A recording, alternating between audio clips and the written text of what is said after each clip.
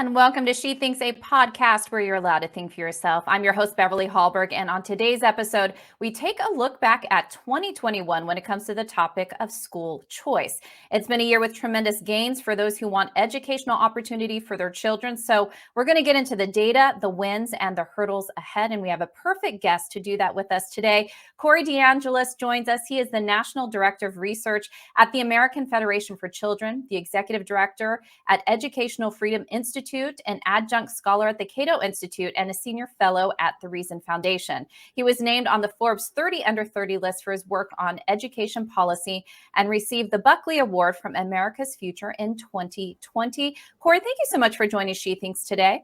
Yeah, thank you so much for having me. Before we get into the data and the successes of this year, I thought I would just have you start by giving a little bit of info on your background. What was your journey to focusing on this issue of school choice? Yeah, so I will say I attended government-run schools all through K12 education, but in high school, I had the opportunity to go to something called a magnet school. It's still run by the school district, run by the government, but you're not residentially assigned to magnet schools, and they can have their own admissions processes. So they have stronger incentives, in my view, to cater to the needs of families because they don't have residentially assigned geographic monopoly catchment zones. And I felt like that opportunity had a positive impact on my life trajectory. And I would like to extend that kind of opportunity and others to other families at the same time. And then also, the funding shouldn't only follow a child if they go to a government controlled school like a magnet school or another public school or another district run school. You should be able to take your children's education dollars to whatever type of school. It could be a private school, a public private charter school, or a homeschooling option such as a micro school or pandemic pod. The money should follow the child to wherever they're getting an education. But after high school, after my positive experience with the magnet school, I actually did my bachelor's and master's in economics, where it really opened my eyes to the main problems with K-12 education in America, which happens to be this massive power imbalance between the teachers union monopoly and individual families. And the compulsory funding through property taxes and the residential assignment obviously leads to large amounts of monopoly power in the current system. And so the system doesn't have that much of an incentive to cater to the needs of families unless the money's following the child to wherever they're getting an education. That provides true bottom-up accountability. But a little bit more after that, I did my PhD in education policy at the University of Arkansas, where my first study linked the Milwaukee private school choice program to crime reduction. And that kind of got my, that was kind of my first splash into the national conversation on private school choice. It was a pretty influential study. No one had linked private school choice to crime reduction before. And then I finished my PhD, went to the Cato Institute, and then Reason Foundation. Now I'm at the American Federation for Children. Well, I've enjoyed following you on Twitter. You bring out a lot of interesting stories in reference to school choice. And just by way of background on myself, I am a product of private education. And it wasn't because my parents were wealthy. They actually saved a lot of money and worked really hard just to put myself and my sisters through a small private school because I thought that was the best way to have positive educational outcomes for us. But the trajectory of where school choice was when I was in K-12 versus where it is today, there's been a huge change. I know we want to get to 2021 and just the amount of movement and momentum we've seen towards school choice this year. But can you give us just an overview of the time frame from decades ago to where we are today when it comes to how open people were to school choice back then to where they are now?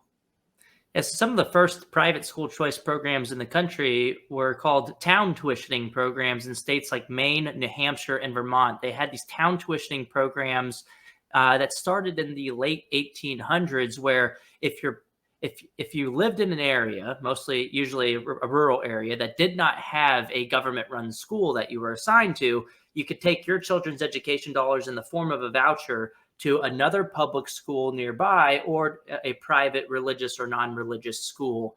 So that's kind of the first private school choice programs in America. But then more of the non-town tuitioning types of programs started around the 1990s. We have the Milwaukee voucher program is one of the longest standing modern day voucher programs in America. started in about 1990, 1991. So it's been about 3 decades since that program has launched. And even before 2021, which we're calling the year of school choice, we already had over 50 private school choice programs in about half of the states and the District of Columbia. But only about less than 1% of the school-age population was actually using one of these private school choice programs. And for the listeners, just to define it a little bit more simply, I've talked about this in terms of funding students as opposed to systems, or funding students directly with the money that's meant for educating them. And I think it makes more sense to people when you start to talk about it in terms of things like Pell Grants, where for higher education, we already fund students directly with the money in terms of Pell Grants or the GI Bill, where the money goes to the student, and then they can choose a community college or public university if they want, but they could also take that money to a private university or a religious or non-religious university. We do the same thing with pre-K programs at the state and federal level. That you don't have to take your pre-K funding at a residentially assigned government-run grocery store or pre-K provider. And which gets me to my next point. We already do this with food stamps and Medicaid dollars and Section 8 housing vouchers. The money follows the decision of the family. You can take your food stamp dollars to Safeway if you want, but you could also take them to Trader Joe's or Walmart or any other provider of grocery. The money follows your decision. So I'm just arguing when it comes to school choice that we should apply the same logic to K-12 education and fund people as opposed to buildings. And why has K-12 education proved to be this staunch area that the word voucher was even a dirty word for so many years? Why has there been such pushback? Is it purely because of teachers' unions? Yeah, it's the only difference is one of power dynamics. And what's interesting to me is a lot of the same people who support funding individuals as opposed to institutions for higher education and pre-K and just about every other industry in the United States, those same people only get all up in arms about it when it comes to those in-between years of K-12 education. And again, the only difference is one of power dynamics. And what I mean by that is that choice is the norm with higher education, pre-K, and just about everything else, but choice threatens an entrenched special interest, mainly the teachers and superintendents unions, only when it comes to those in-between years of K-12 education. So, of course, they fight as hard as possible against any change to the status quo because they want to receive your children's education dollars regardless of how well they do, regardless of the choice and satisfaction level of the family. And from what we've seen over the past year and a half, regardless of whether they even open their doors for business. Let's talk about these power dynamics. It took something major in order to shake that up, and that was COVID. You mentioned a year and a half ago, it's when COVID started, and this is where we really saw, as you would call the year of school choice, I would even say the year of the parents standing up and defending their children. What specifically was it about COVID? Was it just being involved and seeing what their kids were learning online? Was it masks being mandated, schools being closed, CRT, or is it really just a hodgepodge of all of that? It's the accumulation of all of it coming together. Parents just finally said, we've had enough. Yeah, the way that I put it before is that COVID didn't break the public school system. It was already broken. And the past year and a half has simply shined a spotlight on the main problem with K-12 education in America, which happens to be a massive, long existing power imbalance between the government school monopoly and individual families. But there was a lot of different things that this past year and a half has exposed, right? One was the schools were closed, right? Private schools were fighting to reopen, or they were open essentially the entire time. Whenever a governor tried to close private schools, there were legal action. There was legal cases filed by the private schools almost immediately. One of them actually went up to the Supreme Court from Kentucky. They didn't actually take up the case because the closure order had already expired anyway. And then you had like private schools in Sacramento County, for example. A Catholic private school actually rebranded itself as a daycare because the county health official had an arbitrary closure rule that applied to schools, but not daycares, because COVID knows if you're learning, it's really going to get you. And so we got to close down the schools, but not the daycares. But that just goes to show you that the private schools were really innovative because they knew that if they weren't providing a service that was valuable to their customers, the families, then they were probably going to have to shut down because the families would take their money elsewhere. The public school teachers unions didn't have that same incentive.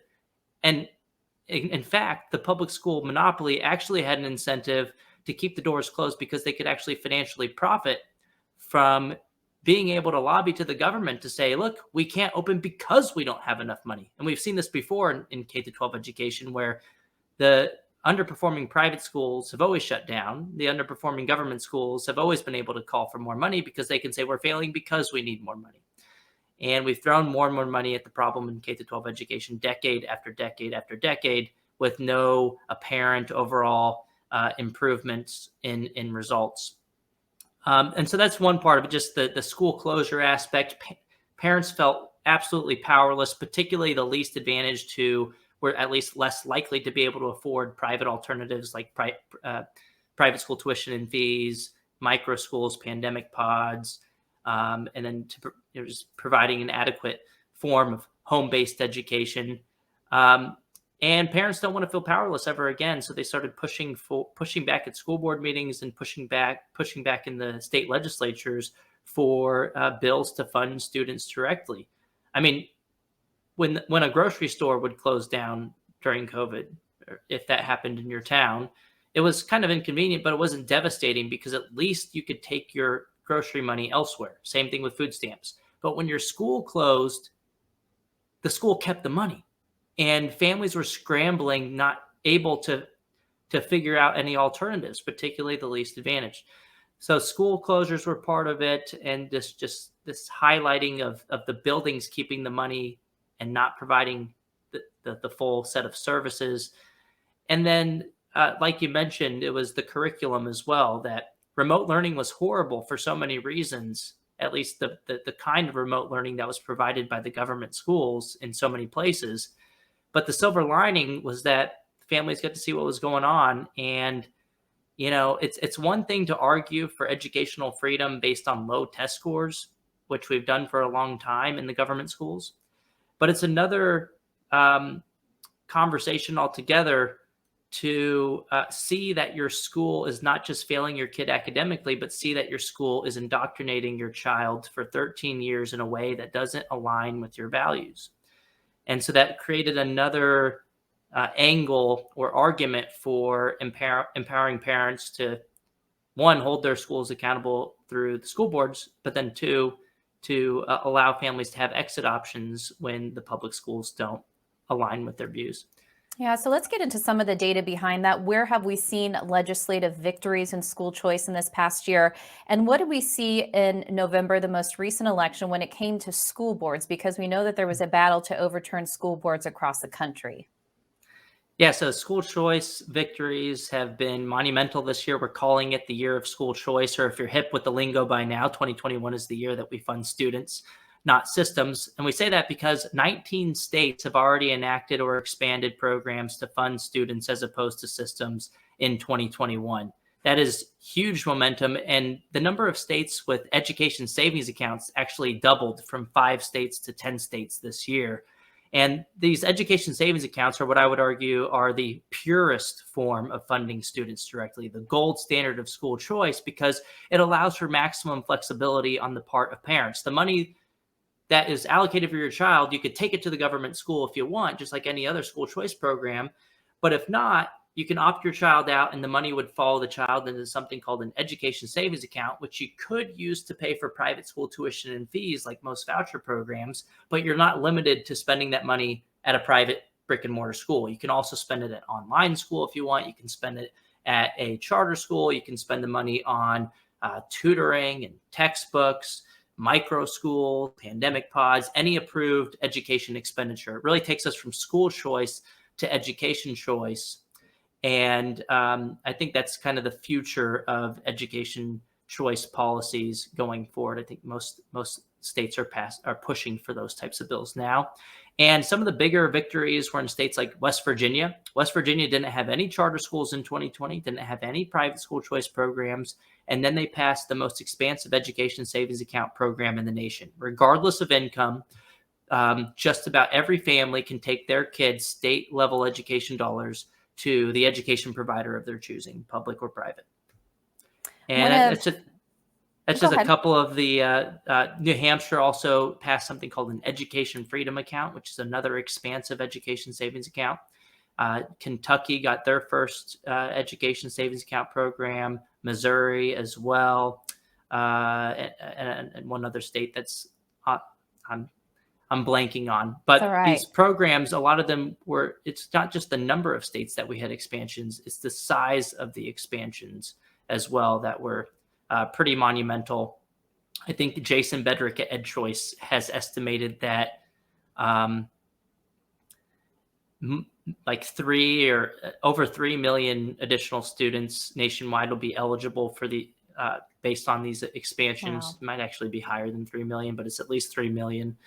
And so those are just huge numbers this year. And we've also seen people voting with their feet too. So we've seen legislative victories, but we've seen people just switching to homeschooling in larger numbers than we've ever seen before. The U.S. Census Bureau's American Pulse survey suggests that homeschooling at least doubled, with now 11.1% of households saying that they formally homeschool at least one child.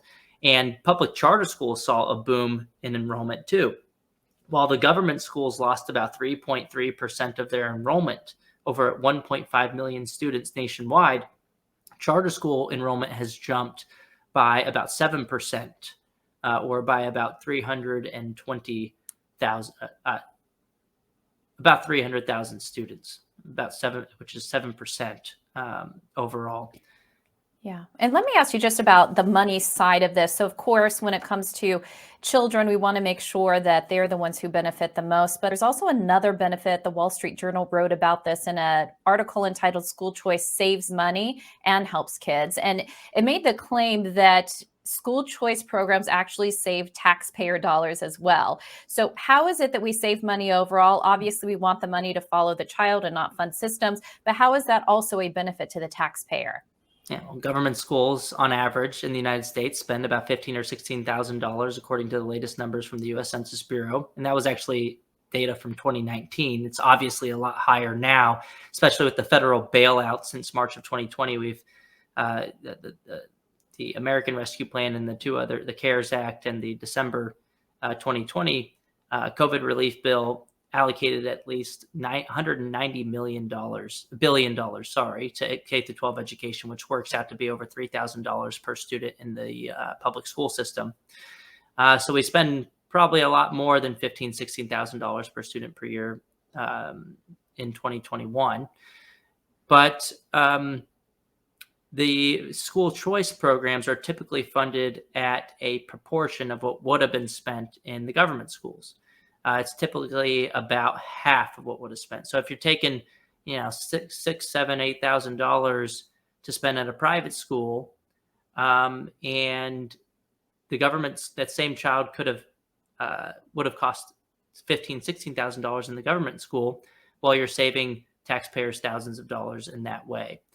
And there's a couple of ways that you can do this with the policy, and one of the ways that legislators will do this is just tie the state portion of funding to the student, or even just to tie a percentage of the state funding, maybe 80 or 90% of the total state funding per student to the individual child.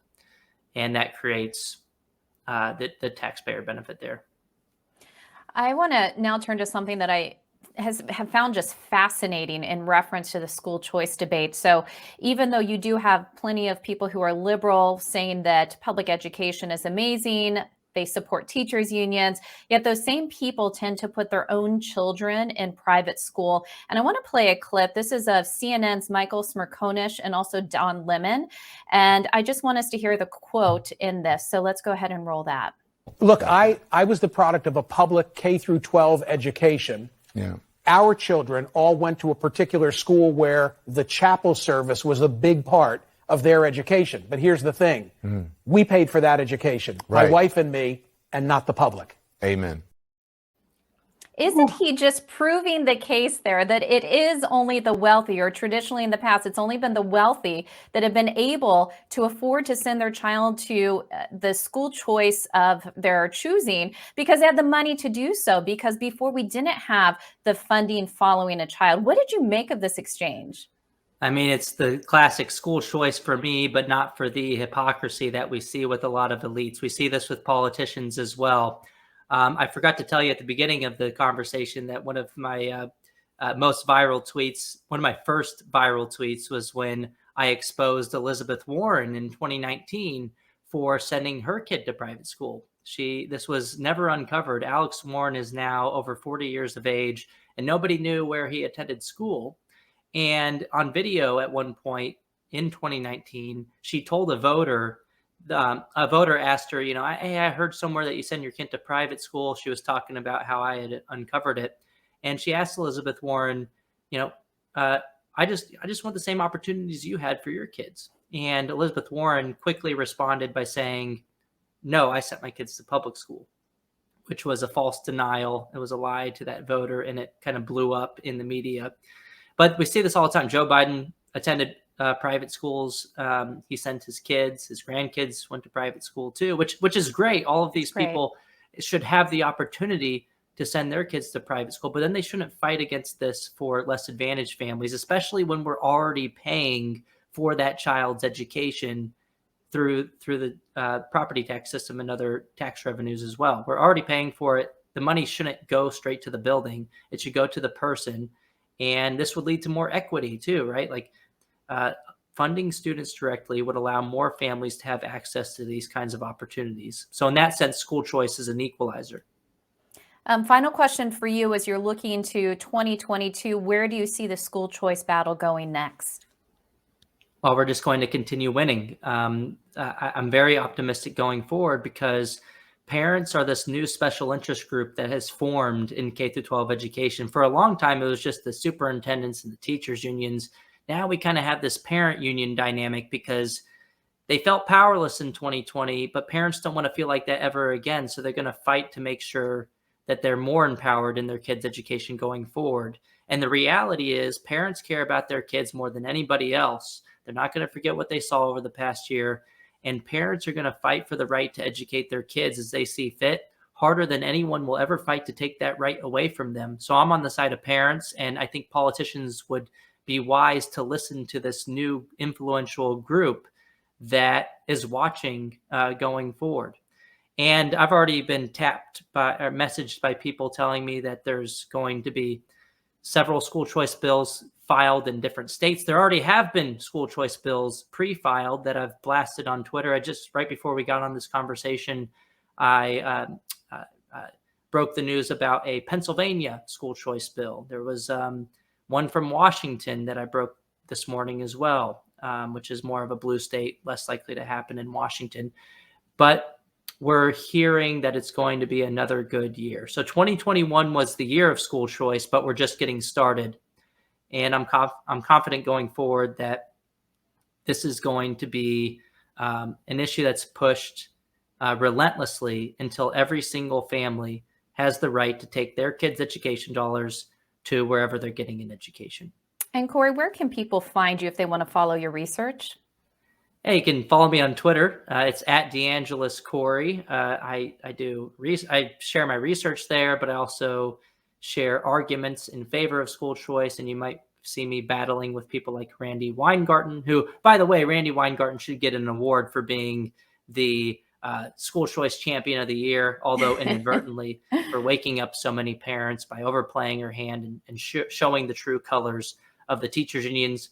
But if you also want to help us in the fight to push for parental rights and educational freedom, we have a new pledge at the American Federation for Children. It's called the Education Freedom Pledge. You can go to edfreedompledge.com and urge your lawmakers and just pledge to support educational freedom in your state. Well, Corey DeAngelis, National Director of Research at the American Federation for Children. We appreciate your work in this area and also for joining She Thinks today. Thank you so much. Yeah, thank you so much.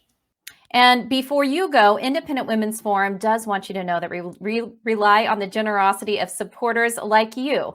An investment in IWF fuels our efforts to enhance freedom, opportunity, and well-being for all Americans. So please consider making a small donation to IWF by visiting iwf.org/donate. That's iwf.org/donate. Last, if you enjoyed this episode of She Thinks, do leave us a rating or a review on iTunes. It does help. Also, we'd love it if you shared this episode and let your friends know where they can find more She Thinks. From all of us here at Independent Women's Forum, thanks for watching.